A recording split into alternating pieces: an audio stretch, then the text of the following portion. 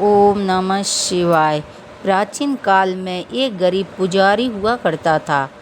उस पुजारी की मृत्यु के बाद उसकी विधवा पत्नी अपने भरण पोषण के लिए पुत्र के साथ लेकर भीख मांगती हुई शाम तक घर वापस आती थी।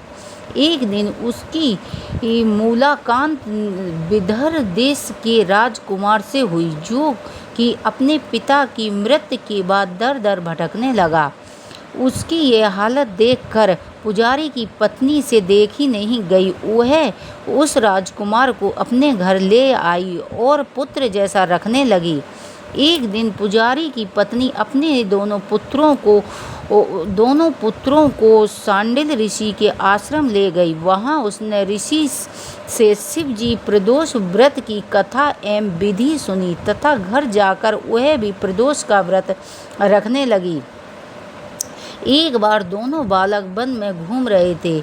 उनमें से पुजारी का बेटा जो घर लौट गया, परंतु राजकुमार का बेटा वन में ही रह गया। उस राजकुमार ने गंधर्व की कन्या को कीड़ा करते हुए देखा तो उससे बात करने लगा। वह कन्या का नाम अंशुमति था। उस दिन वह राजकुमार घर देरी से लौटा। राजकुमार दूसरे दिन फिर उसी जगह पहुंचा जहां अंशुमति अपने माता पिता से बात कर रही थी। तभी अंशुमति के माता पिता ने उस राजकुमार को पहचान लिया तथा उससे कहा कि आप तो विदर्भ नगर की राजकुमार हो ना, आपका नाम धर्मगुप्त है। अंशुमति के माता पिता को वह राजकुमार पसंद आ गया और उन्होंने कहा कि शिव जी की कृपा से हम अपनी पुत्री का विवाह आपके साथ करना चाहते हैं। क्या आप इस विवाह के लिए तैयार हैं?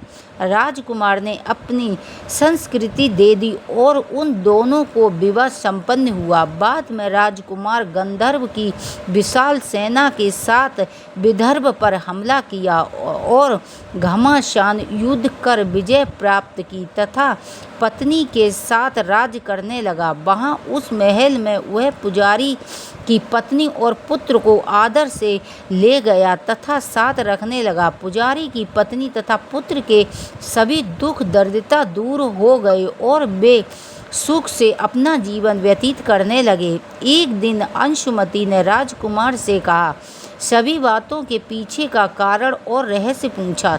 तब राजकुमार ने अंशुमति को अपने जीवन की पूरी बात बताई और साथ ही प्रदोष व्रत का महत्व और व्रत का फल भी अवगत कराया।